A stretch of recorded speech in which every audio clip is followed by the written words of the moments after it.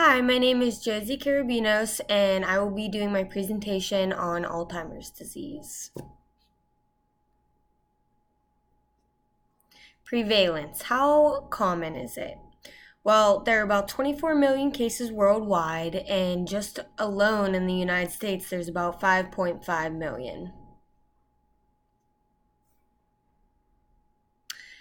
Alzheimer's can be defined as a loss in cognitive functions and needing help in daily activities of living. It's the loss of the neurons in the synapse, there's weaker connections in the brain, and the causes are still unsure, but aging and genetics definitely play a part. Some symptoms can include memory loss, confusion, trouble with motor skills. That could either be fine motor skills, gross motor skills, misplacing things. Balance being off is definitely a big symptom. Stages of Alzheimer's disease. There's 7 stages. I'll go through all of them. Stage 1 being that there's no impairment. During this stage, you're not able to tell if you have Alzheimer's disease or not. No symptoms are shown. Or you could have other symptoms of dementia. Stage 2 being a very mild decline. Stage 3 being a mild decline. Stage 4 is called the moderate decline. Stage 5 being moderate severe decline. Stage 6, severe decline. And stage 7 is very severe decline.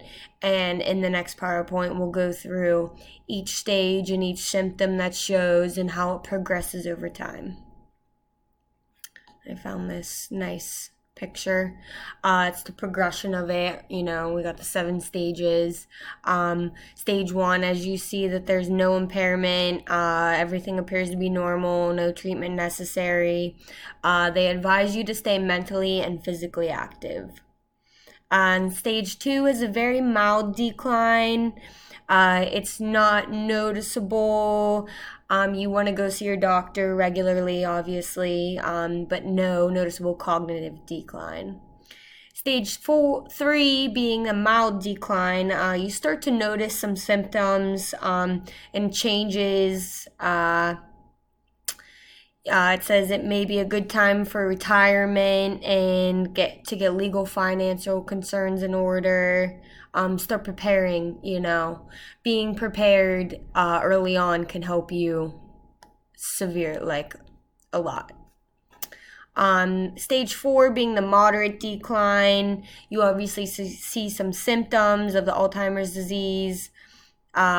Thinking is off, reasoning is off, it becomes more clear. Moderate severe decline is stage 5, where they need help in their ADLs, activities of daily living. You need someone there for assistance for you. It says may experience significant confusion, and they might get agitated. And it's important in these steps to let them know, hey, you're not alone. I still see you as a person, That being said, takes us on to stage 6, severe decline, needing consistent supervision, cannot be alone. It says require assistance and reminders with the many of activities of the daily living. This is when they even might start wandering, having questions of who you are, and memory, just is very, very severe decline, as stage 6 says. Stage 7 being a very severe decline. This is probably when you're basically on your deathbed. It's a loss of ability to respond to the environment, or you can't communicate. Eating, you can't, you need help swallowing, you need help being fed, you need help take a shower, to get up, to walk, and it says loss of movement and locomotion, and you are near death. How is Alzheimer's diagnosed? Well, doctors may use a set of memory problem solving, attention tests, counting tests. They could do blood and urine tests, brain scans. You can do MRI, CAT scans, all that good stuff. But once you're diagnosed, the doctors normally will send you to a specialist that includes neurologists, neuropsychologists, geriatricians, someone who specializes in that type of disease. And how to really tell if, here we got a healthy brain on the left and severe Alzheimer's on the right. And I included a few different pictures here. But you can really tell in the middle, the ventricle is really starting to open up in the brain due to the gyrus and the sulcus shrinking. You can see the frontal lobe, the occipital, the temporal, and the parietal are all shrinking. The cerebral cortex and the white matter is deteriorating. These are some major signs in the brain of Alzheimer's disease. So, how exercise affects Alzheimer's disease? Exercise is necessary as it could delay the process of Alzheimer's. As we know, there's no cure. It could delay it. But any exercise can improve blood flow to the brain. You'll have, if you exercise daily, you have a lower risk of even getting Alzheimer's disease. And exercise also improves thinking. So all of it is a huge benefit. You could, just to lower your risk of getting diagnosed with Alzheimer's disease, you just exercise 4 or 5 times a week. Aerobic activities help. That's how it affects Alzheimer's. How it affects the exercise response is different. Balance, depending on what stage you're on, out of the 7 stages, you might need some supervision. Alzheimer's disease affects your blood pressure. You have a lower diastolic and a higher systolic blood pressure. Abnormal slow resting heart rate is called bradycardia. And that's normally from when you're diagnosed and you're taking the medications, which takes us to the next slide, causes a slow resting heart rate.